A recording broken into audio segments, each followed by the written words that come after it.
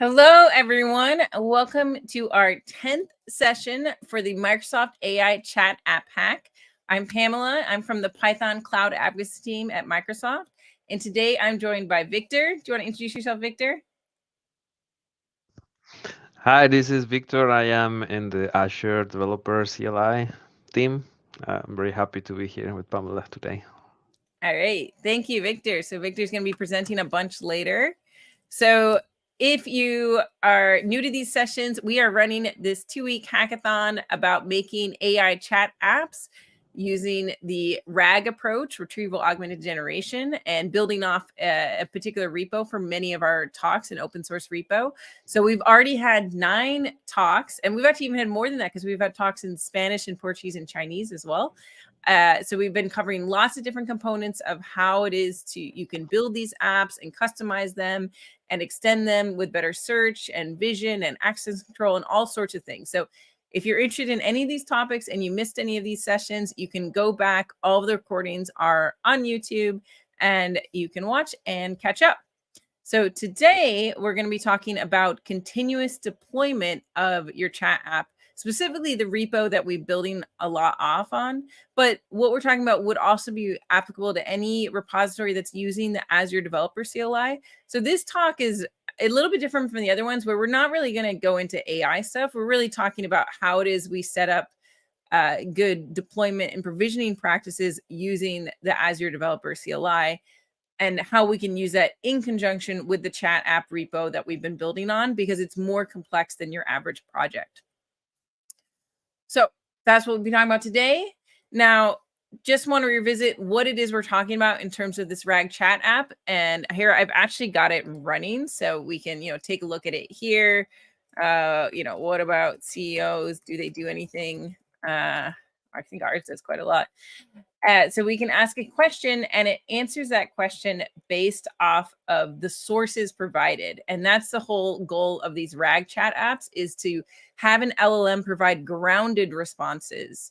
So responses that are based off of some citation. And something's using RAG when you can see citations. That's usually a very good signal that it's using this approach. So this is the local server running for this repo, and this is all open sourced here on GitHub, so that if you want to get started with it, you can get started today and start hacking on it. Now, when we deploy it using Azure architecture. This is an Azure sample, though we do like to have a lot of flexibility in terms of what else you can bring into it. But we deploy using Azure App Service for the actual host for the application. And then we use Azure Storage, Azure Blob Storage, to store the documents like PDFs and whatever other documents you want. We use Azure OpenAI or OpenAI.com OpenAI for the actual chat completions and embeddings. And we use Azure AI Search in order to index the data and to be able to search on that data. So we need a good way of being able to set up all these infrastructures. And we also, when we're doing data ingestion, we have an additional service, which is Azure Document Intelligence, also known as Form Recognizer. And that is what's able to extract data from all sorts of data types. So originally PDFs, but now it can actually extract from docx, PPTX, PNGs, hike files. I've been testing it with all sorts of things, actually.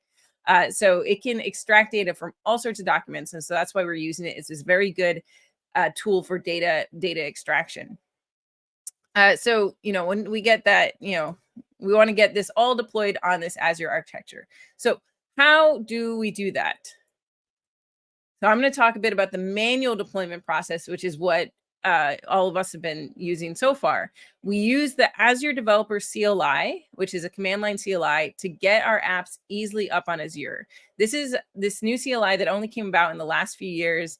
When I discovered it, I absolutely loved it, and I became a massive AZD fangirl and filed lots of issues, but also made lots of projects using it, because I just think it is the easiest way to get a complex architecture up on Azure.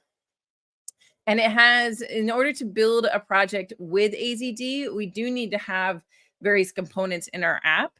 So we need an Azure.yaml, and that's going to declare where our app is getting deployed, like saying it's getting deployed onto app service. We need infra folder, which has a bunch of bicep files. The infrastructure is code. And then we need the actual app code. Those are the big things we need. So let me actually show you in here, right? So I've got the repo checked out here. So we can start and we look at this Azure.yaml. And so here, what we see is a declaration of the services that are going to get deployed. So we can see here that we basically just have a single service, which is the backend, and that's getting deployed to app service, and it's built in Python. And then we have a bunch of hooks. So these are commands that run before and after things. So we've got a prepackaged hook, and that is what actually builds the JavaScript. And we need that because we're having this built JavaScript front end from React. So before we deploy, one of the necessary steps is to build that front end and copy it in. So that's what these hooks do here. We also have post provision hook, which does the data ingestion. And that way we can get data into our index. So that sets up, some of the things that the AZD command needs. A big thing that it needs is the infrastructure as code files, the bicep files. So for those of you, if you've heard of Terraform, it's a lot like Terraform, but bicep is specific to Azure, and it's a language for declaring your resources. So it's a whole nother language you have to learn, but it's not that dissimilar from other declarative languages, and it's not that dissimilar from Terraform if you do know Terraform. And so you can see that we declared this is the app service we're going to create. These are all the configuration variables for it. These are the environment variables we're going to set. Here's our OpenAI deployments. Here's our document intelligence, our computer vision, our key vault. We can even create our service principals, our roles for accessing things. So we can declare all these resources, and you might look at this and think wow, there's a lot going on here, and why is this so complicated? But the alternative to this is that going into the Azure portal and one by one clicking boxes to make these resources, and that alternative is really not very fun because it's so hard to replicate, right? You might successfully go through the portal once and be able to set up your complex architecture, but then you try to replicate that and do it again, and maybe you mess something up, right? So that's what's beautiful about infrastructure as code. That's why I've fallen in love with infrastructure as code in the last 2 years, is because I can declare all this complex architecture. And once I've done that, I can now, reliably provision this same architecture over and over. And I do it over and over. With this repo, I have about 20 different resource groups with different versions of this repo because I'm always testing things. So I do actually, constantly deploy this, and they all, they have slightly different parameters, but they're all using these same bicep files. So that's what's cool about the bicep, is that we, declare roughly this is what our architecture looks like, but we can also parameterize it quite a bit. And we have a lot of parameters that you can pass in. So if you're, if you need to change your, query language to Chinese or something, then you'll set a, set a parameter. If you want to use a different OpenAI service, or you want to use OpenAI.com, you can parameterize that. So that's what the beauty is, that we've got this, declarative infrastructure that we can parameterize and reliably, reproduce. So I love it. So we got that infra folder. That's super important. And then we've got the app folder with the backend folder, and that's what actually gets deployed at the end. So we've got a lot of stuff going on in this project repo, but the only thing that actually gets deployed is app/backend. And we know that because if we look at Azure.yaml, we can see that it says app/backend. So that's the only thing that actually gets deployed in the end, is this app/backend. And we can see that it contains the static JavaScript files copied into it. So if you do want something to get deployed, it does ultimately need to be in this folder, because that's what we declared. So that's the setup. So once we've got the setup, then how do we actually get it up on Azure? So there's a bunch of commands in the AZD CLI. Most of the times you'll get started with just AZD up, because AZD up will do everything. It'll package up the application. It'll create all the resources on Azure and update any resources, if you've done this before that weren't there before. So it creates all those resources. Then it takes that application code and actually sends it up to app service, and then app service, starts up your server, and it'll all be done for you, right? So often when you're getting started, that's what you run, is that AZD up. Now you can also run AZD provision or AZD deploy when after you've done an AZD up and you just want to update one aspect of your application, right? And you can think of your application in terms of two things. There's the resources that power your application, like the app service and the AI search and all that stuff. And then there's the actual code, the Python and the JavaScript. So if you change something about your resources, like if I change something in my main.bicep, so let's say maybe I add a variable here, like log level warning. Okay. So let's say I add that variable, and let me do that with the right syntax. Okay. So if I add that variable, I'm now changing the infrastructure. When I change the infrastructure, I need to do an AZD provision.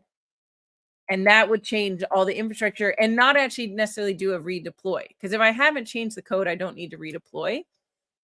But if I change the code, so if I go in here and, I go and add something in the actual Python code, like maybe I change the version here, right? Then I would want to do an AZD deploy in order to get that new code up.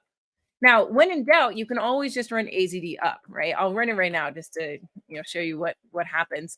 And AZD up will do everything. But you don't always need to do a full AZD up, which is why I want to make sure that that AZD does have other commands available besides up, like provision and deploy. So if I know I'm only changing resources, I do provision. And if I know I'm only changing application code, then I do a deploy. When we do the up, we can see that it starts off with packaging. So that's where it's running that pre-package hook and compiling all that JavaScript and copying it into this folder. And that packaging step actually takes a little bit of time because of React being annoyingly long to compile. So we can see what it does from there. And yeah, and so once it's provisioned, I'll show you while it's doing that. Let me show you what it looks like when you've got everything provisioned. Let's see. So we can go into our portal. Let's see what stage are we on. Okay, still packaging. Okay. So in our portal, I'm going to show you one that's, it's already been provisioned, right? So this is what it would end up making, is a resource group. And the resource group would contain all these resources. So we see an app service, we see the document intelligence, the OpenAI, application insights. We've got the search service, we've got our log analytics, we've got the storage account.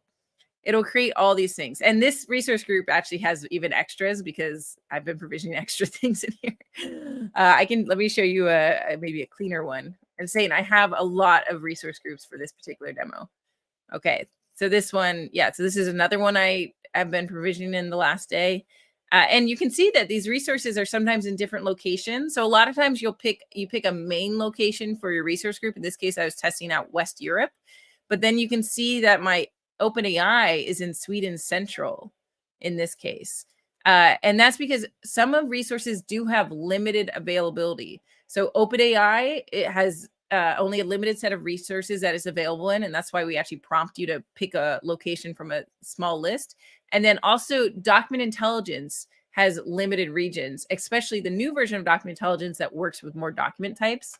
So a lot of times you'll have, a resource group near you for most of your resources, and then you might have a couple resources that are in different locations. And you can customize all of that stuff for whatever you need.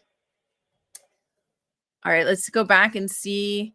Okay, so you can see it did the packaging, and then it starts to do the provisioning. And since I've already provisioned this particular one, it's actually going to be able to check and see, like it wants to do an efficient provision. Victor, can you talk actually how, because that changed recently, like it does more efficient provisioning now. What changed about that recently? Yeah, so it will compare the template that you have locally with creating a hash and also all the inputs that you are using. And if that match what it's recorded on the last deployment that you did, then it will just skip provisioning and consider it as nothing has changed. Um, so that's we call it state, um, and it's automatically done by ACD. Um, so I'm guessing, Harry, here that since you add a new variable over there, you change the infrastructure, then the template changed. So that's why the state was not the same, and the provision was like running now because it's something has changed from there. Okay, so is it hashing the entire main.bicep or is it hashing each module? It hash the output of compiling bicep, which is the ARM template. Okay. So yeah, ACD compiles bicep into an ARM template and produce a hash out of it. And then it also creates a hash out of the all the inputs that you are passing to that Mm. template and compare it against the last deployment on Azure. See if it Okay, cool. match. So then so if I run this one more time and don't make any changes, then the hash of everything would be the same and it would know it could just skip that step. Okay. Yep. So AZD has that enhancement. And then even if it does have to redo it, it's still on the Azure side. Azure doesn't like completely recreate resources. Azure, this is a bicep based deployment for Azure. And they I don't know the exact logic, but they also do some sort of comparison where they're just trying to do an update, right? Like when they look at the things and say, okay, what do they need to update, right? So generally any subsequent provisions should be faster than your initial up. Your initial up is going to be the slowest when it has to make stuff from scratch. Some of these things take a while to set up, like search service takes like, I think it's the slowest right now. It might take like 6 minutes or something. But then once they are set up, your provisioning tends to be a lot faster. And the cool thing also to point out about bicep-based deployment is that it can do things in parallel. And it does it by looking at dependencies in in your declaration, like to figure out like, oh, okay, this thing depends on this other thing, so we have to do this before. But if it sees that there's no dependencies, then it knows like, oh, okay, we can provision these two things in parallel. And that's why we can provision all of these resources, and it can actually go relatively fast. So that's another reason why I like doing these bicep based deployments, is because of the speed improvements from parallelization. All right, so it did the provisioning, and then it's running the post-provision hook. And the post-provision hook currently does data ingestion. You might decide to turn that off in your environment. We did that for convenience for folks getting started. If I had any new data, it would have picked it up. But we also do hashing with our data ingestion similarly. So when we see that the hash hasn't changed, then we don't do reingestion. I think I did see a comment about what about continuous data ingestion. So Chris said, I'd like to have an Azure function to download, replace, and reindex certain files once they're updated, which is not very often. So yeah, I've definitely seen this is a fairly common thing to want to do, is set up different ways of doing data ingestion. The JavaScript demo, let me try and get to the JavaScript version of this. Oh, it's just linked from here. I think that they use a function for their data ingestion. Let's take a look. So if you look at different, different versions of this demo in different languages, you can see different approaches. So they actually use a container app. So that's pretty similar, actually. Like in container app, it has similar like kind of scale to zero functionality that functions have. So if you're interested in that architecture, you could take a look to see how they did that for the JavaScript version of the demo, where they decided to set up a separate container app for it. And there you could also even do container app jobs. We did a demo back at Python Day where we used a container app job to do ingestion, because the job can be kicked off differently and take longer amounts of time. So there's definitely different options for that. Also, you could look into actually using Azure AI search indexers, because that's the point of an indexer, is that you could connect it to a blob service and then it would just continuously see when there was new stuff in that blob. So if you are already storing your data in a standard data source like blob storage, then you might consider using an indexer. So Sri is working on the PR to add the integrated vectorizer support to this repo, and that brings in indexers, and indexers can then, continually update, right? So you just have to connect it to your target data source. So there's definitely ways of doing continuous ingestion. The way we use it was, designed to get people up and started quickly, but most people then move on to other forms of ingestion that work better for different workflows. So it runs a post-version hook, and then it does the deploy. And this is where it's taking the package that it made earlier, and it's that package is basically a zip file, and then it sends that zip file to the app service servers, and app service sees that and then restarts the server. So I'll show you. You can actually watch it happen in the actual app service. Let's open the app service up. Let's see. Let me just go to the portal. Okay, so app service, and then if you go to deployment center and then go to logs, and you can see it says Thursday at 11:19. So that's us. So that's right now. And 11:18. So at 11:18, it got the zip file. So that's good. So the first thing is to get the zip file. The second step is there it runs the build. So Oryx is this open source building tool, which tries to actually build a container based off your application code. And what it does, it actually detects what language it is and figures out how to install the requirements for it. So we can actually watch the progress of it here if you go to show logs. And so you can see that it says detected following platforms, Python 3.11. And then it realizes, okay, it needs to install Python. And then it's going to create a virtual environment for Python. And now it's running pip install. See if I can get the most updated logs. This is not the most sophisticated UI for this. If I rechecked it, I would see it actually install all the requirements. So that's something else to keep in mind, is that the way we set it up, we don't send our entire Python environment to app service. We just send our code and our requirements, and then app service builds those requirements on the container that it creates. And so that's why it does actually, it does actually take some amount of time to do this build, because it has to install the requirements and then restart the server. And then even it takes a little bit of time just to start the command. So I know sometimes I'll get comments like, oh, my app service app doesn't seem to be working. My big recommendation is to wait 10 minutes, because a lot of times after 10 minutes, the server will have properly started up and then it'll be working. If that didn't work, what you want to do is go into these logs, check to see if there were any issues here. Let me see if I don't see any failed in the past to show you, but check to make sure that this should say success, and then this should also say success. And then, if that wouldn't go through, that's great. And then if you're still seeing issues, then you can check the logs.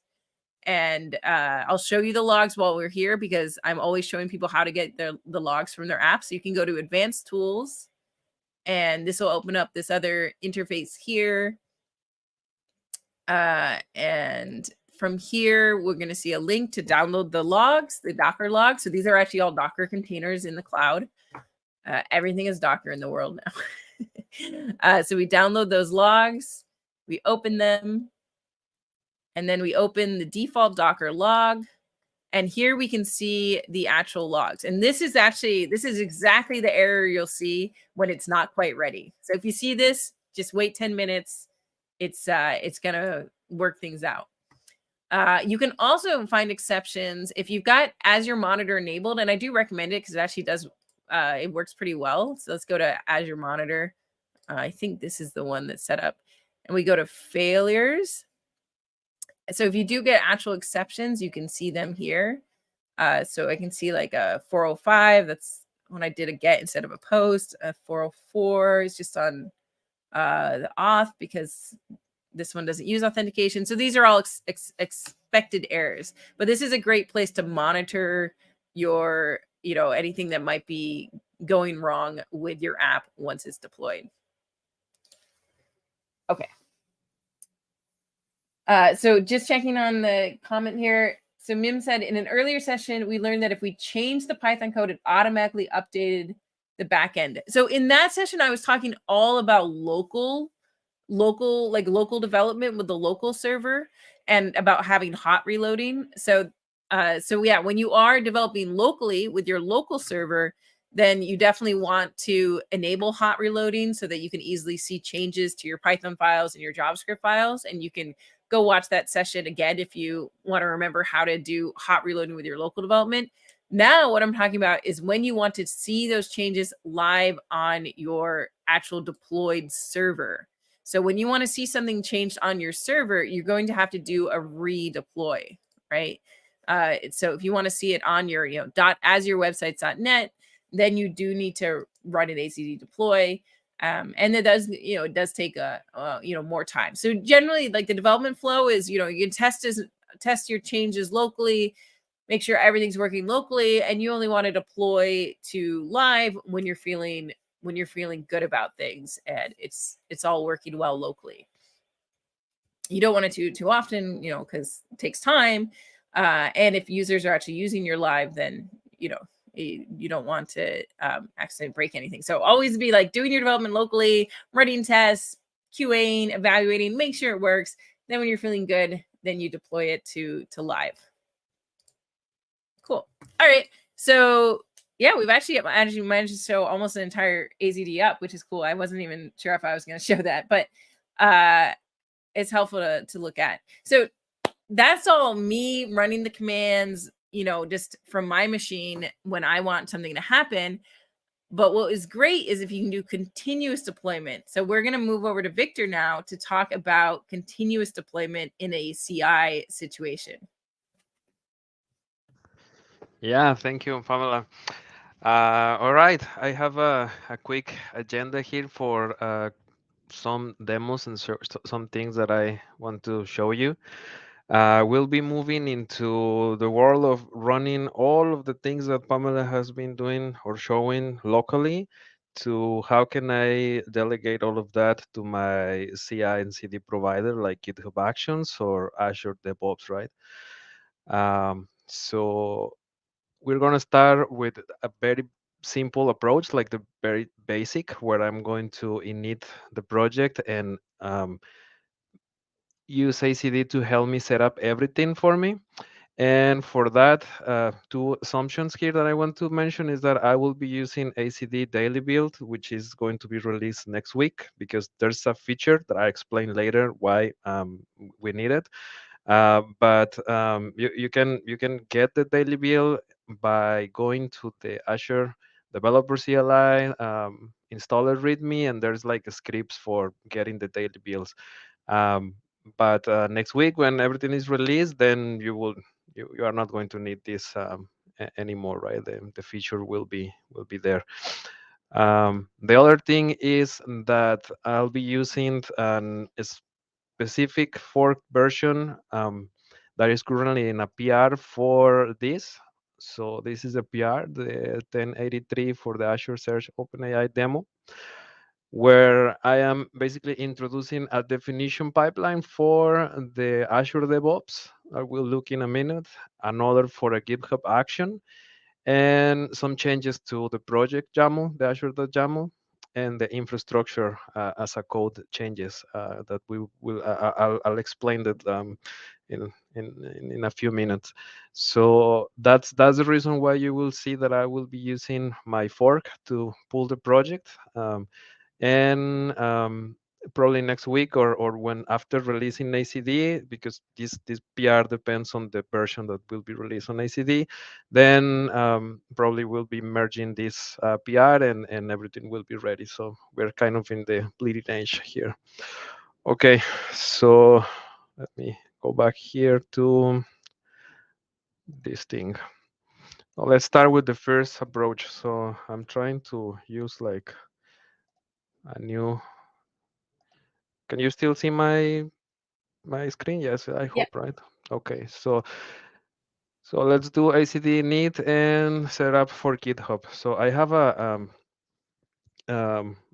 VS Code window here connected to a through a tunnel to a Linux machine because I that's my preference. This works as well on Mac and everything. But I'll start by creating just a folder here, more GitHub, and I'll make this a little bit bigger.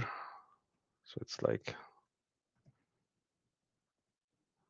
oh, now I don't know what I did. Magnifier, okay. All right, so I'm in a new folder here, and let's do ACD version just to see that I'm in the daily version. Okay, and then let's do init. And here's where I'm going to pass the template from my fork. And Azure search OpenAI demo. And I'm going to use the branch that it's on that PR. I call it CI/CD or CDCI, I believe. Okay, probably not. CI/CD. Repo not found. Let me see if I have a typo here, VH. Azure search. Yeah, there was an R missing. OpenAI demo. CI/CD. Okay, so ACD need it's pulling the repository from my fork with the changes that I need and from this branch, and now it's asking me for giving a name for my environment, which you should have seen that this before already in the other sessions, right? So I'm just gonna use my alias demo GitHub. Okay, so now I'm going to open this solution, like basically reload code space for this, and I can just get rid of this. Yeah. And so this project is the fork that I was talking about, where I see now that in the GitHub workflows, I can see this definition for a GitHub action. And part of this definition is using Ubuntu latest to build. We have all the environment variables that the project support for setting up different things. This is basically map to the infrastructure folder and the main parameters.json, where each one of those environment variables is mapped to one of the input parameters that the main bicep is taking to set it up things, right? So when you are looking at the infrastructure as a code and there's like this type of heads up here, like go and set this on the main parameters.json, those parameters can be set to environment variables. And then later when we are moving into the CI/CD world, we are also defining all of these as environment variables for our GitHub action that will be running. So that's for the environment. And then the steps, it's basically, okay, do a checkout and then install ACD. Um, Here we don't need the daily build because the feature that we need is only to help us set up the GitHub, but the current version works that after everything is set up. So this is fine. This is a GitHub feature to install ACD automatically. We need a node for running everything. And then here is two alternatives for the two supported ways of logging in into the ACD CLI, right? One is by using a client secret, and the other one is with a federated credential. We'll see how we can choose any of those, but for GitHub, the default is to use a federated credential if we don't change anything.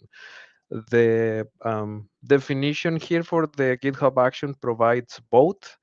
If you know which one you want to use, you can just delete the other one. In this case, we are adding the two of them to support both scenarios. Then we will be doing provision as we will do locally, as Pamela showed before. And we are adding the no prompt just to accept all the promptings that you could get locally as a default value. So if ACD is asking for something, we'll pick the default because all of these um, prompts that can be happening will be controlled by environment variables that we are setting directly. Some secrets that can be set as well are defined specifically where the step is going to need it. and then deploy. So if I don't have ACD, what do I need to do to run this GitHub action on GitHub? Is, well, a lot of steps. I need to create a new repository on GitHub. Then I need to push my code that contains this definition. Then I need to set the variables that I need. Depending on which one I'm setting, I need to figure out how to set those variables and those secrets into GitHub. And then I need to set up a service principal to use to connect from GitHub to Azure when the GitHub action runs, in order to authenticate and do all the changes that I need, create the resources and everything on my name, right? So I have to create this service principal credential that is going to do things on my behalf. All of those are um, the things that ACD will help us with, just running ACD pipeline config. So when we run this, ACD will check if you already have a definition of your pipeline, and it will guide you on what are your next steps. Something that I want to show you first is, what if I do git remote b right now? So I get anything. This means that my current local Git repository is not connected to any repository in GitHub or anywhere, right? It's just a new local only Git repository, and that is the result of running ACD in it. If I go to the Git tab on VS Code, I can see that everything is just on state changes, but there is no remote or anything, right? So it's like um, ACD got the files from GitHub repo, but it's not connected to that repo anymore. It's just like using it as a template, and now it's a local copy, um, which I can choose if I want to connect to the same repo or if I want to create a new repo for it, right? It's like a new instance here. So by running ACD pipeline config, um, ACD will detect that as well and ask if we want to create a new repo or what we want to do. So let's do it. I'll make this a little bigger. Yeah, Okay, I was so going to ask a little bigger. okay, yeah. So what's happening? ACD is noticing that there has not been a previous deployment, like you didn't run locally your project. So ACD doesn't know what is the subscription or the things that needs to be set up in GitHub. So that's the first thing that it's asking. Similar to what happens when you run ACD provision for pipeline config, if these values of your subscription and your location are not yet set, then ACD will ask for them. So I'll pick my subscription and location, and any value that is like being requested by the bicep. In this case, the bicep definition is also asking me for this OpenAI resource group location. And whatever I choose, I get this question about, do you want to keep this so I don't ask you again? I'm going to say yes. And okay, now ACD has all the inputs that are required for my basic CI workflow, like GitHub action. The next thing is that ACD has found that the default origin remote is not configured. So it's like it's now asking you, right? You want to create a new private repository, select one repo that you already have, or even enter in a manual repo URL. So I'll just pick a new private repository, and we'll use the default name, demo GitHub. So I click enter, and it looks like it's already taken. So I think I did this before. So I'll do demo GitHub too. Okay. So that's another thing that ACD is like making sure that this is really a new repo. And so what's happening now, since I didn't provide a specific name for the service principal, ACD is automatically creating one for me based on the date and ACD dev as prefix. I'll show you in the next example how I can control the name of this service principal in case that I want to make sure which one I'm creating. But after ACD creates this, then it set up a federated identity for that credential for the repo that it's being created. And then it is setting all the variables that are required for this, right? So right now, if I go to this link here, I can see that the repository that the name of the repository was created, the repository, and I can see a secret for the initial configuration values. This is like an ACD implementation details. And then if I go to variables, I can see that ACD has already sent all the things that I have locally. If I compare these values here to what I should have in here in Azure and the environment that I have, it's like, okay, all of these values for that you will use locally are now on GitHub and they are ready to be used. And the next thing that ACD is asking us is, do you want to push your current changes, like your repository, and start your action? I'm going to click to press yes, and now ACD will um, create a commit and push. So if I go here to the GitHub and refresh, this is you can see that there are no state changes or anything because ACD create a commit and push everything. So it's like up to date. If I go back to the repository and actions, you see that we can see that all the actions that are defined as GitHub actions are now running, and the one that I add is specifically deployed. This is the one that is part of the PR. If I click on it, so as we were looking at the GitHub action, this steps and description, the first thing that it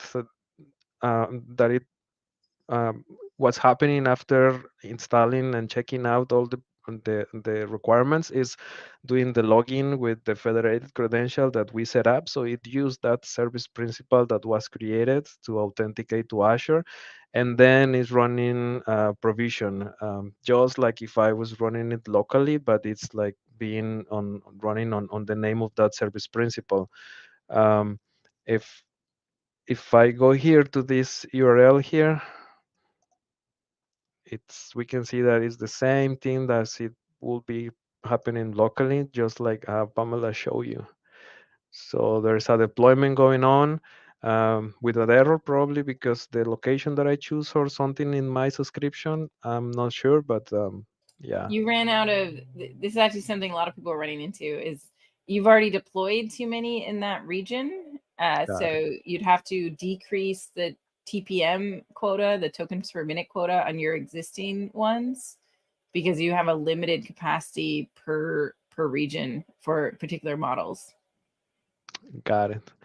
Yeah. So that's fine for in our case, because what we are currently trying to show is how uh, we are delegating all of this building and provisioning to GitHub. So at least we know that that is working, right? It's trying to do it, and if in this case, since provision is going to fail, the deploy step is not going to run, and we can just do whatever changes we need, and then when we do a new push, like I can go and do something just like what Pamela showed you. If I add a new thing in my infrastructure, and then something like this, save and commit this change, as soon as I commit it and push it and push it to the repo, uh,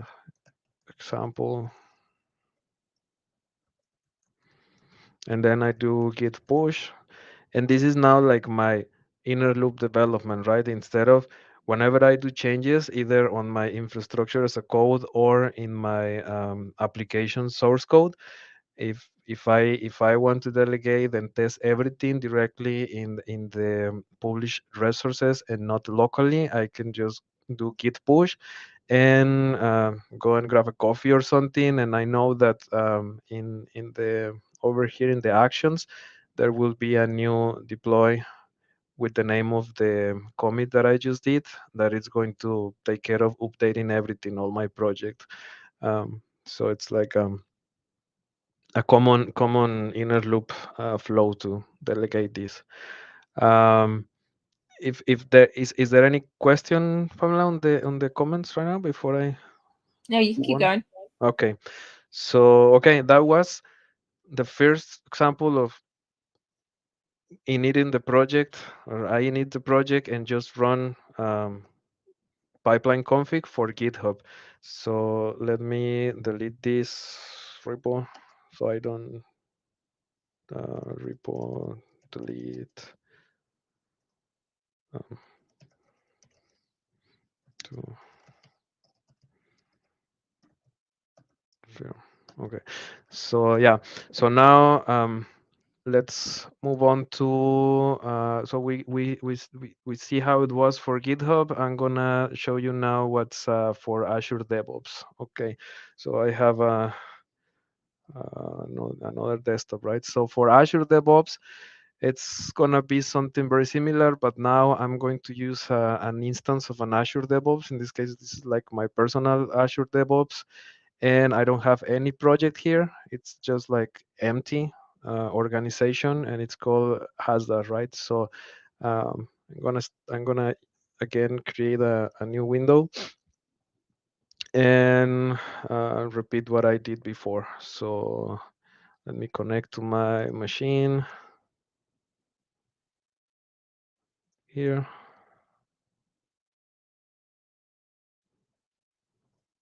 And we're gonna do the same. Create a new folder and we call it demo Azure DevOps.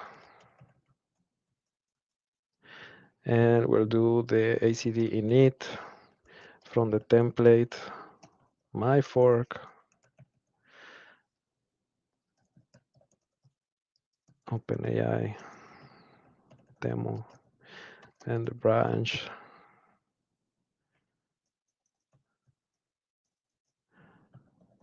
Okay, let's make this a little bigger and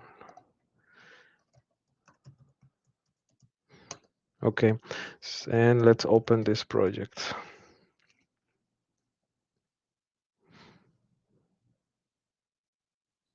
I can close this, and I'm back into my project where I don't have any remote. Again, I'm in local only Git project, and what I'm going to do now is to run ACD pipeline config, but now I'm going to add provider and pass ASDO as the provider because the default is GitHub, but now I'm going to ask ACD to do Azure DevOps, and now I want to control what is the name of the service principal that is going to be created, because I might already have one that I want to use, or I want just to know what's the name that it's going to use. So I will set principal name here like this, and let's see what happens. So again, ACD detects that there is no subscription and location information, so it's asking just the same as it did for GitHub. So I will pick the same things. And now the first difference is that in order to connect to my Azure DevOps organization, it uses a personal access token. So I'll go to my organization and I'm going to create from here personal access token. I'll create a new token, demo AI. I'll just do for everything, and I'll get full access. If you want to know exactly where are the roles or the custom things that you need to assign, uh, there is in the how to guides from ACD. docs. In the configure your deployment pipeline for Azure DevOps, here are the list of the minimum permissions that you need to set in order for it to work. Um, or you can, if you are testing, doing a quick test and not going to production, or you are allowed to do full access, then like me, I'm just going to do full access. This is one of the reasons why I'm using my own Azure DevOps instance, because on some organizations you are not allowed to have like a full access, or even all organizations. I'm gonna click create and move the window so I can copy paste the path. And now that I have my personal access token, I can go back to my terminal and paste it. By default, ACD hides the personal access token, so I just paste it here, and it will ask me what's the name of the organization, because it cannot like detect it automatically. So I'll use the name of my organization, and it is now connected to my organization and detecting that I don't have a project, or asking me, do you want to use an existing project or create a new one? As I showed you before, uh, here I don't have any projects, so I'm going to ask ACD to help me to create a new project, and I'm going to use the default name for it.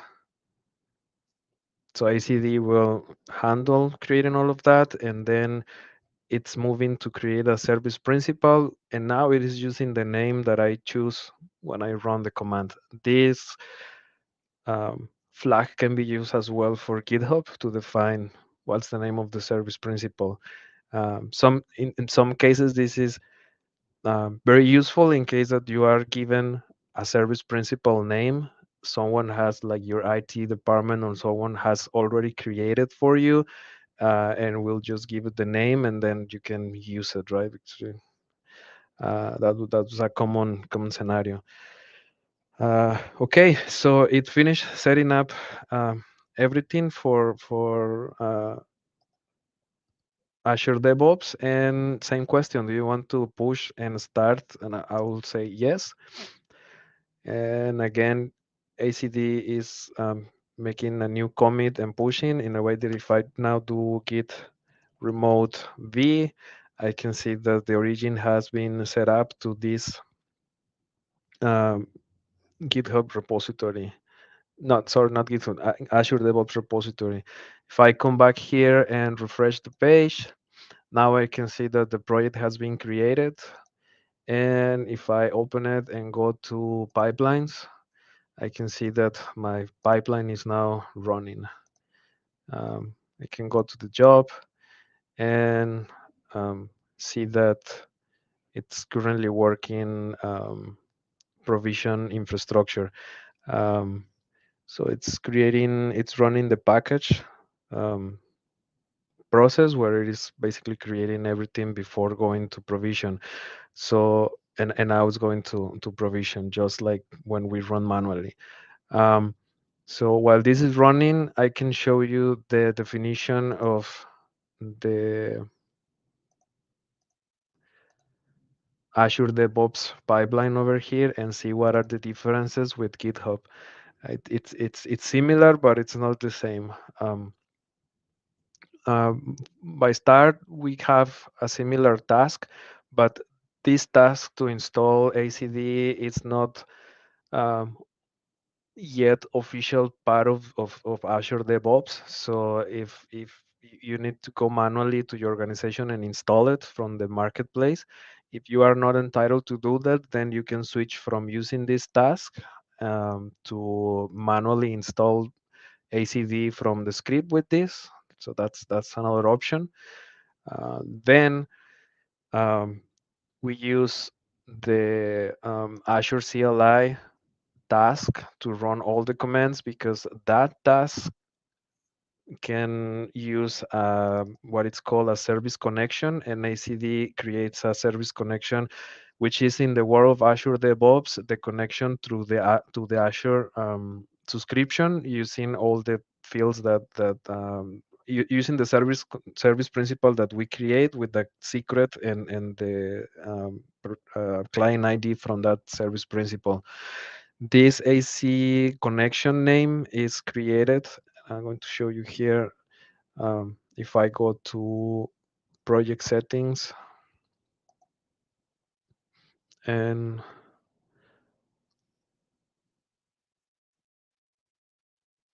see its project configuration.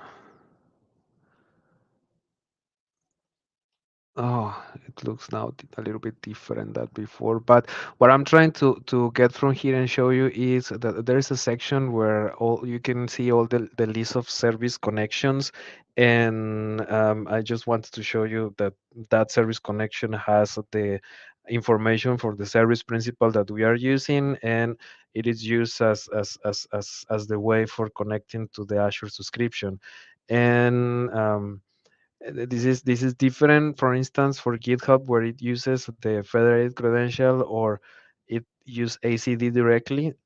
As you can see, we don't have ACD login over here. What we are using is um, ACD through this use CLI authentication. So ACD is using the AC CLI on the Azure DevOps pipeline to authenticate. Then we have all the variables similar to the GitHub action, uh, and we run provision and then deploy. So that's how it works on Azure DevOps. So we have a few more minutes for questions if there is any question. The only question we had so far was just about how you delete AZD environments. And that's actually something we got in the tracker as well. So we've got the AZD down command, which can bring down your whole resource group. And you could even add that to a CI. Like if your CI is just to make sure that it can go up, but you don't want to keep it up, you could AZD down at the end. Or you can AZD down when you're like done with a project. But then your AZD environment still stays around in your like local .azure folder. So is there like an actual AZDM delete that does it all, or? Yeah, that's a really good question. We have on the ACD team an ongoing discussion and an issue around how to handle that because there are some questions around what do you want to do if you delete an environment? For example, if the environment has a resource group already deployed, do we want to delete those resources as part of deleting your environment? And also, do you want to be able to recover an environment after deleting, which means like leave it on delete state? So there is a bunch of questions that Yeah. we haven't we don't have a right answer right now. So it's going to be figured out soon, and we'll have some sort of gesture for deleting your environment. But right now it's like a manual process that you have to decide what you want to do. For example, here, if I just want to delete my environment, right now I can just go to the folder here and delete this folder. But I should be aware that this is not going to delete the resources if I have already created resources on Azure, right? So I have to go to the portal, or I need to run first ACD down to make sure that everything is deleted on Azure, and then I can just delete the folder, and that will be enough. But as a gesture, we have to figure out how to make all of that easy. So eventually we'll do it.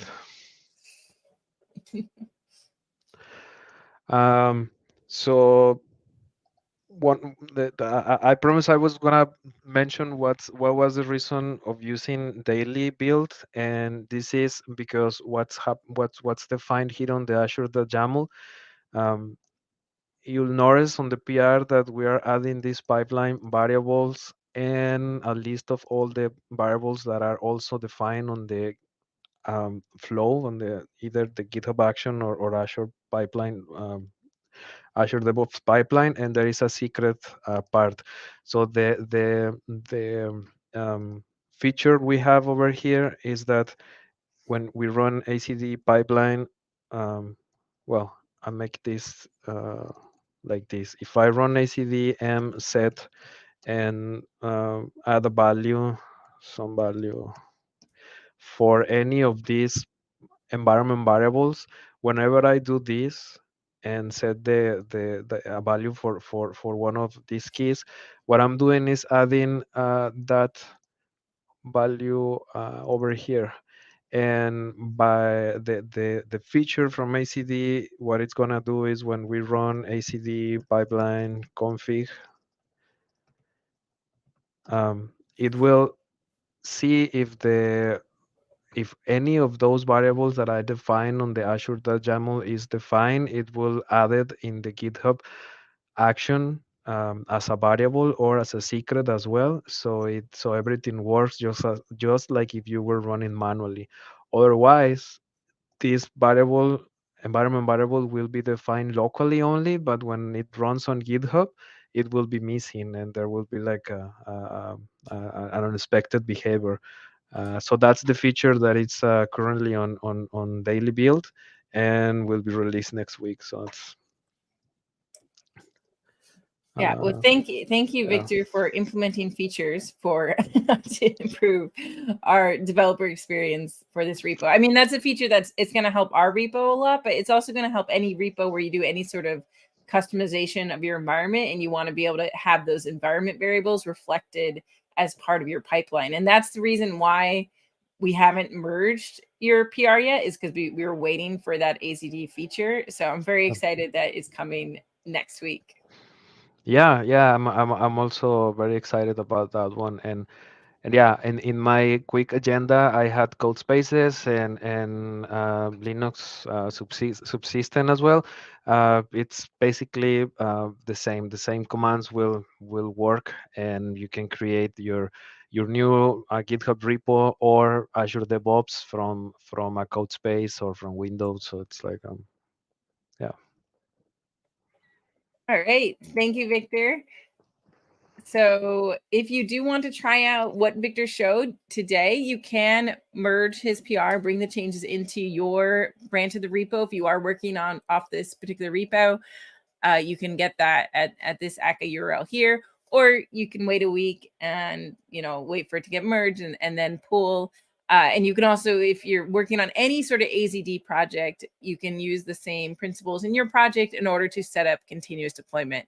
As I said, I'm a huge fan of AZD. I do recommend using it for lots and lots of any sort of Azure projects. If you are looking for more examples of AZD templates, I've got a ton on my personal repo. There's a ton in the awesome AZD templates gallery. You'll find a bunch. So it's a great tool. So you might use it for this repo, but then discover that you want to use it for deploying other Azure apps as well. So there's lots of templates to get you started. That's got all the bicep and Azure.yaml and everything set up for you. So now you can see how you can do deployment both manually and continuously on GitHub Actions or Azure DevOps using AZD. Next steps, you can still register for the hackathon if you're going to join us for this RAG chat hackathon. If you're excited because you want to deploy one of these chat apps yourself and make it work on your own data, government data, whatever kind of data you want to make it work on.